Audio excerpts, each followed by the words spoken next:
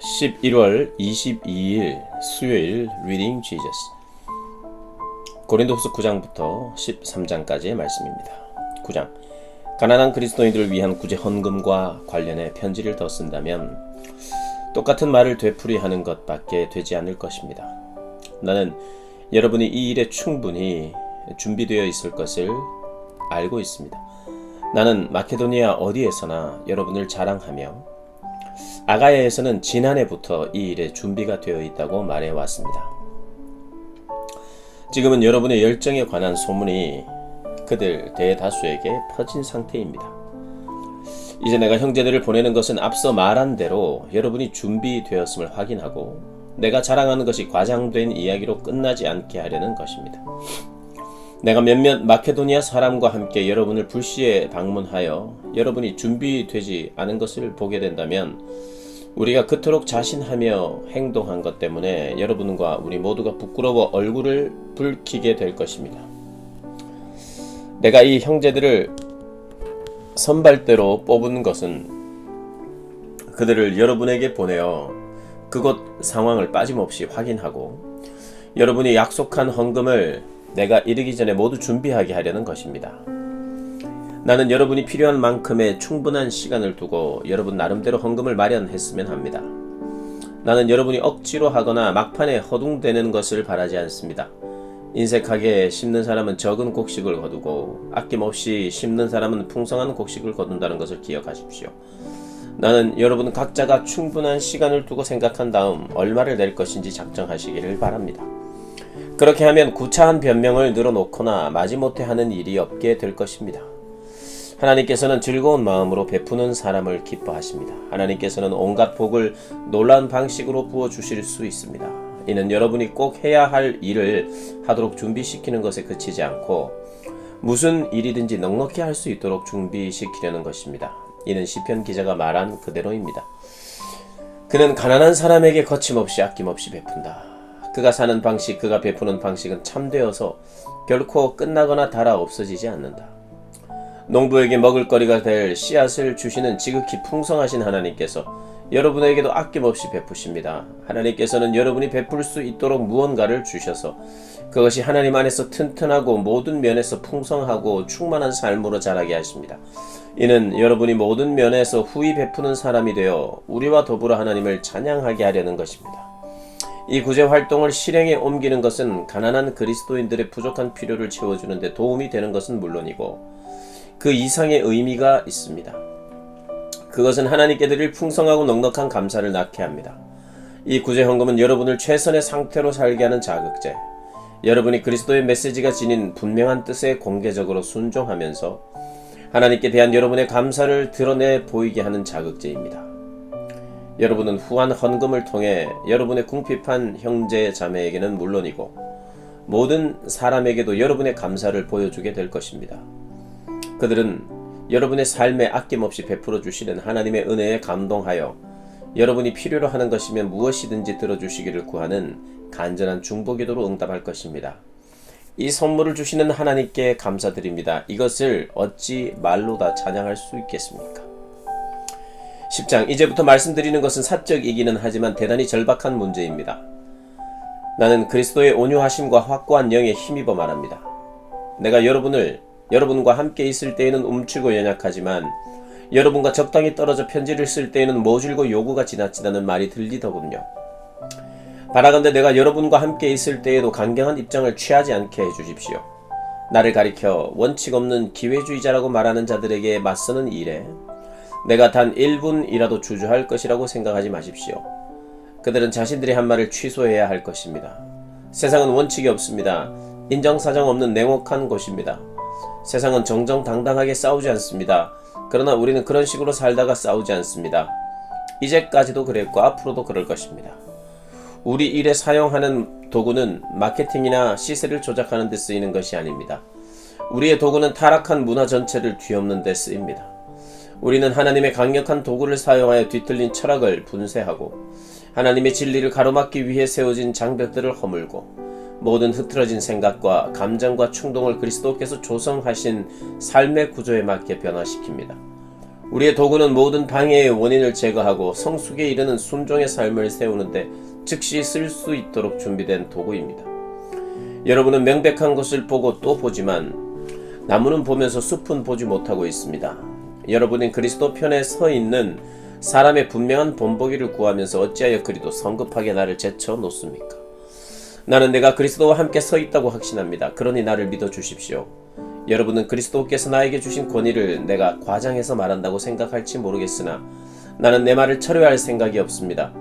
내가 몸을 던져 수고한 것 하나하나는 여러분을 넘어뜨리려는 것이 아니라 여러분을 일으켜 세우려는 것이기 때문입니다. 내가 편지로 여러분을 위협한다는 이 소문은 어찌 된 것입니까?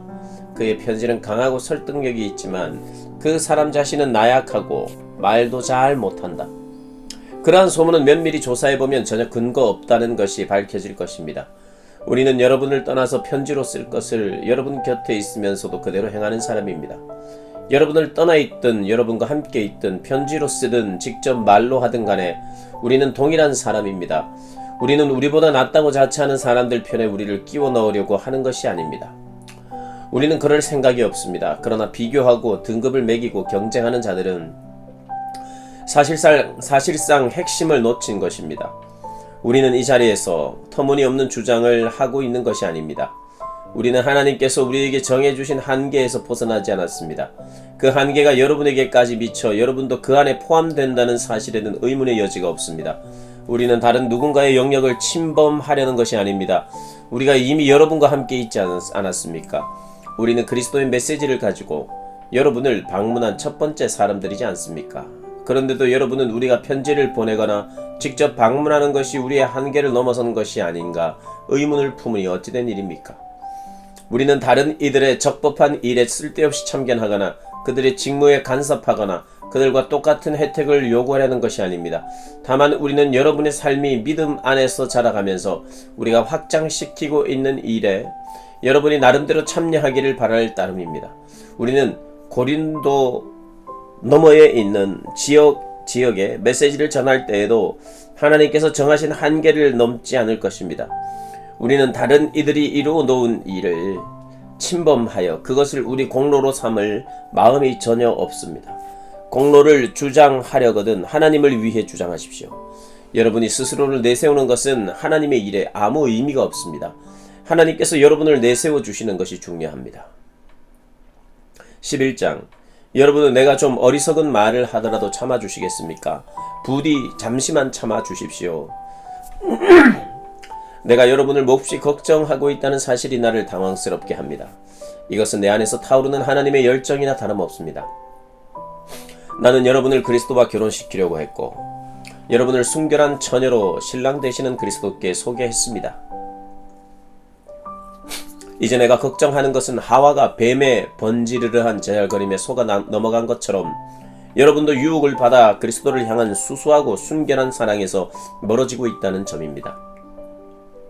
어떤 사람이 나타나서 우리가 전하는 것과 상당히 다른 예수, 다른 영, 다른 메시지를 전하고 있는데도 여러분은 그를 잘도 용납하는 것 같습니다. 이렇게 대단하다는 사도들은 용납하면서 나처럼 평범한 사람은 용납하지 못하다니 어찌된 일입니까? 나도 그들보다 못할 것이 없는 사람입니다. 내가 그들처럼 말을 잘하지 못하고 여러분을 그토록 감동시키는 매끄러운 웅변도 익히지 못한 것은 사실입니다.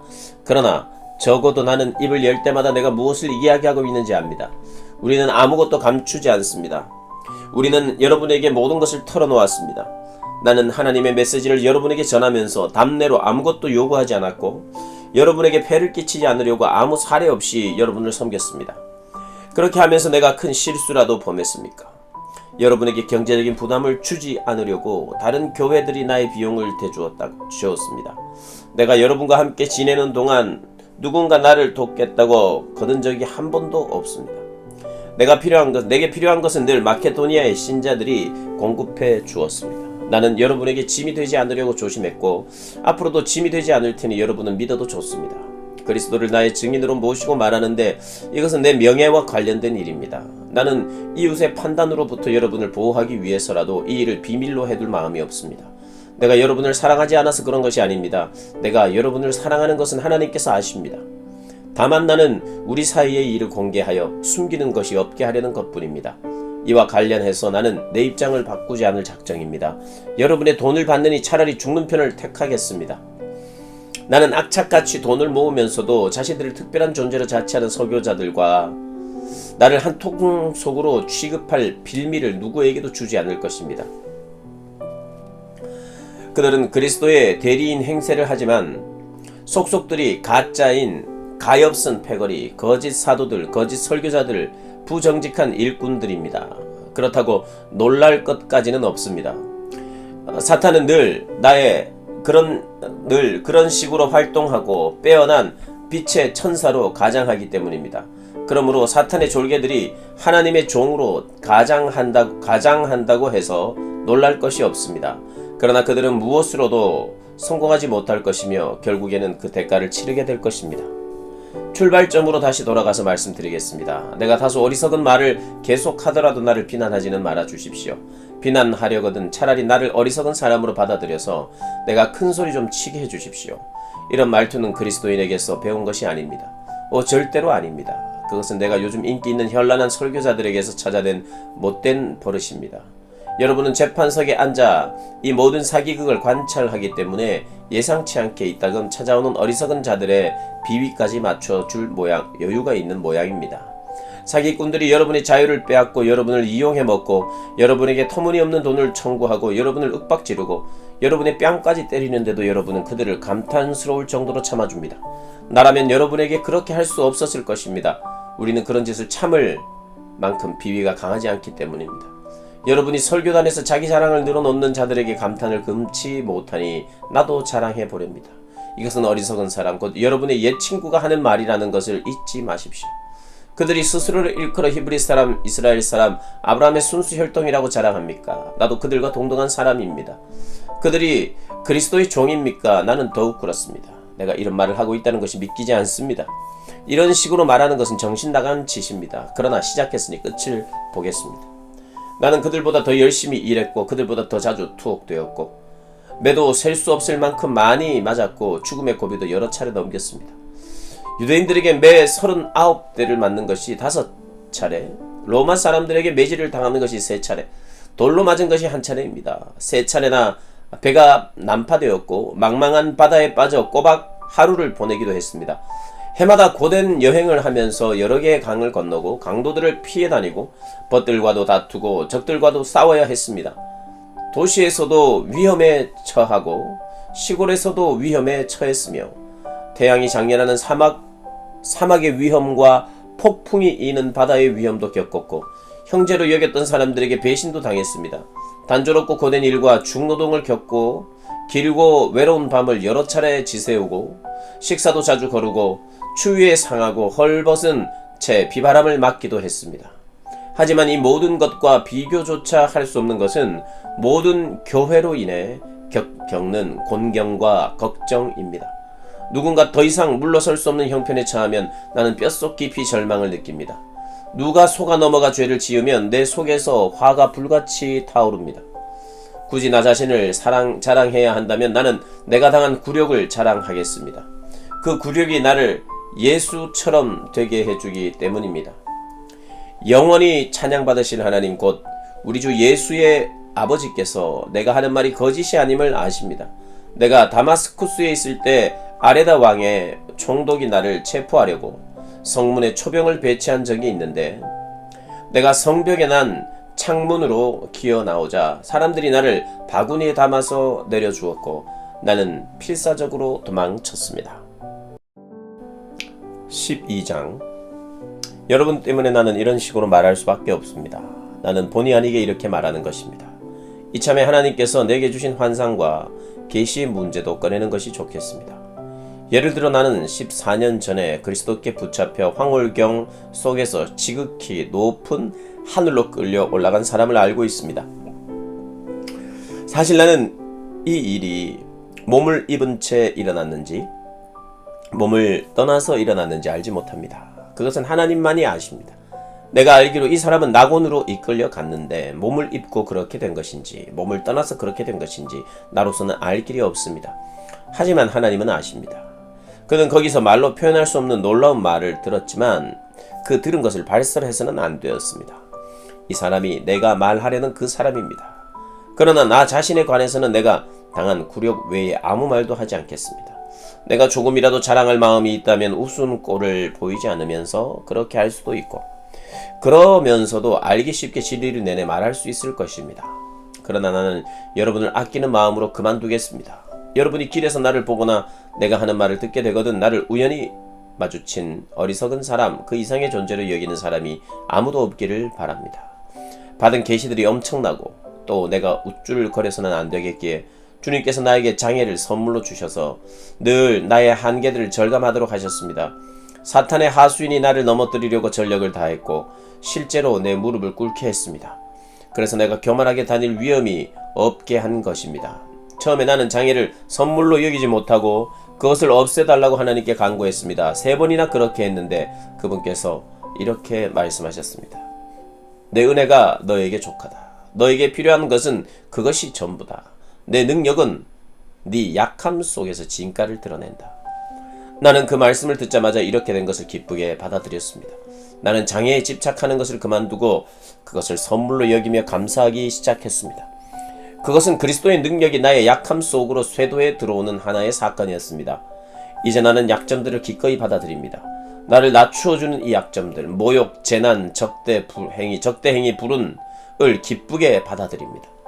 나는 그저 그리스도께 넘겨드릴 따름입니다. 그리하여 나는 약하면 약할수록 점점 더 강하게 됩니다.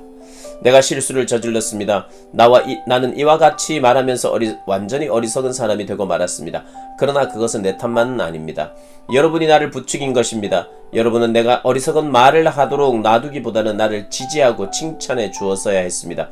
내가 보잘것없고 하찮은 사람이기는 하지만 여러분을 그토록 매료시킨 저 대단한 사도들과 견주어 내가 그들만 못한 사람이 아니라는 것을 여러분도 직접 겪어 보아서 알 것입니다. 내가 여러분과 함께 있으면서 복된 시기와 힘겨운 시기를 보내는 동안 참 사도를 구별하는 온갖 표적들, 곧 놀라운 일과 이적과 능력의 표적들이 분명하게 나타났습니다. 여러분이 나나 하나님으로부터 다른 교회들에 비해 덜 받은 것이 있습니까?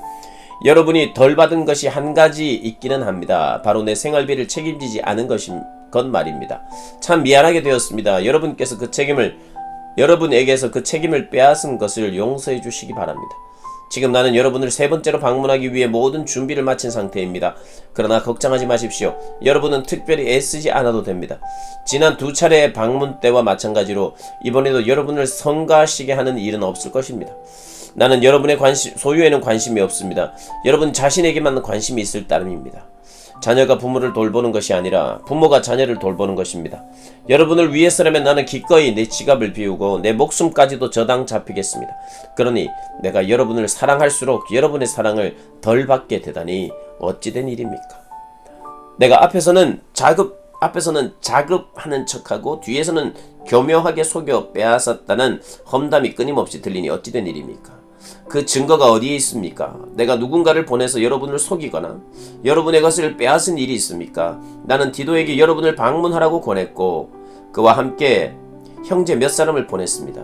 그들이 여러분을 속여 무언가를 빼앗은 일이 있습니까? 우리가 솔직하지 않거나 정직하지 않았던 적이 있습니까? 우리가 여러분을 배심원으로 여겨 줄곧 변명하고 있다고 생각하지 마시기 바랍니다. 여러분은 배심원이 아닙니다. 하나님 그리스도 안에서 계시된 하나님이 배신원이십니다. 우리는 그분 앞에서 진술하고 있는 것입니다. 우리는 여러분의 성장을 방해하지 않으려고 자비량으로 온갖 수고를 감당했습니다. 내게는 이런 두려움이 있습니다. 내가 여러분을 방문할 때 여러분이 나를 실망시키지 않을까? 내가 여러분을 실망시키지 않을까? 서로 실망한 나머지 모든 것이 산산조각 나서 싸움과 시기와 격분과 편가르기와 격한 말과 악한 소문과 자만과 큰 소란이 일어나지 않을까 하는 것입니다. 나는 다시 여러분에게 둘러싸여서 하나님께 창피를 당하고 싶지 않습니다. 또한 나는 예전과 똑같이 죄짓기를 되풀이하는 저 무리, 악과 불륜과 추잡한 행위의 진창 속에서 뒹굴며 헤어나오려고 하지 않는 무리 때문에 뜨거운 눈물을 흘리고 싶지도 않습니다. 13장. 이제 나의 세 번째 방문이 얼마 남지 않았습니다. 사건은 두세 증인이 증거를 제시하고 나서야 명백해진다고 한 성경 말씀을 기억하십니까? 두 번째 방문에서 나는 예전과 똑같이 죄짓기를 되풀이하는 자들에게 내가 다시 가면 그냥 넘어가지 않겠다고 경고한 적이 있습니다. 이제 나는 세 번째 방문을 준비하면서 멀리 있지만 거듭 경고합니다. 내가 그곳에 갈 때까지 옛 습관을 바꾸지 않는다면 조심해야 할 것입니다. 그리스도께서 나를 통해 말씀하신 것은 증거를 요구해 온 여러분, 그리스도께서 나를 통해 말씀하신다는 증거를 요구해 온 여러분은 생각보다 많은 증거를 얻게 될 것입니다. 여러분은 그리스도의 충만한 능력을 얻게 될 것입니다. 얻지 못할 것이라고 생각하지 마십시오. 그리스도께서 십자가에 달려 돌아가실 때 그분은 더없이 약하고 굴욕적이었지만 지금은 강력하신 하나님의 능력으로 살아계십니다. 우리도 볼품 없어서 여러분 가운데서 굴욕을 당했지만 이번에 여러분을 대할 때에는 하나님의 능력으로 그리스도 안에서 살아있을 것입니다. 여러분 자신을 스스로 점검해 보십시오. 여러분은 자신이 믿음 안에서 흔들림이 없는지 스스로 확인해보고 모든 것을 당연한 것으로 여기며 적당히 지내는 일이 없게 하십시오. 여러분 자신을 주기적으로 점검하십시오. 여러분에게 필요한 것은 예수 그리스도께서 여러분 안에 계신다는 전해들은 이야기가 아니라 직접적인 증거입니다. 그 증거가 있는지 시험해 보십시오. 만일 그 시험에 실격했다면 방법을 강구하십시오. 나는 그 시험에서 우리가 실격자로 드러나지 않기를 바랍니다. 그러나 설령 그렇게 되더라도 여러분이 아니라 우리가 실격자로 드러나기를 바랍니다. 우리는 여러분 안에서 이 진리가 완성되기를 응원합니다. 이것 외에 우리가 할 수 있는 일은 없습니다. 우리는 우리가 가진 한계를 그저 참고만 있는 것이 아닙니다. 우리는 그 한계를 환영하고 나아가 그 한계를 넘어설 수 있도록 하나님이 주시는 모든 능력을 환영하며 결국에는 여러분 안에서 그 한계를 넘어 이루어지는 진리의 승리를 경축할 것입니다. 우리는 여러분의 삶 속에서 모든 것이 온전해지기를 열심히 기도하고 있습니다. 여러분에게 이 편지를 써보내는 것은 내가 여러분에게 갈 때 이 문제에 대해 다른 말을 하지 않으려는 것입니다. 주님께서 내게 주신 권위는 사람들로 하여금 힘을 내게 하라고 주신 것이지 그들을 무너뜨리라고 주신 것이 아닙니다. 나는 그들을 잘 진척시키고 싶을 뿐 책망이나 징계에 시간을 낭비할 마음이 없습니다. 친구 여러분, 이것으로 마치겠습니다. 기뻐하십시오. 모든 일이 잘 회복되도록 노력하십시오. 여러분의 영이 생명으로 넘쳐나게 하십시오. 서로 조화롭게 생각하십시오. 상냥하게 대하십시오. 모든 일을 그렇게 하십시오. 그러면 사랑과 평화의 하나님께서 틀림없이 여러분과 함께 하실 것입니다. 거룩한 포옹으로 서로 인사하십시오. 이곳에 있는 모든 형제 자매가 안부를 전합니다. 주 예수 그리스도의 놀라운 은혜와 하나님의 아낌없는 사랑과 성령의 친밀한 사귐이 여러분 모두와 함께 하기를 바랍니다. 아멘.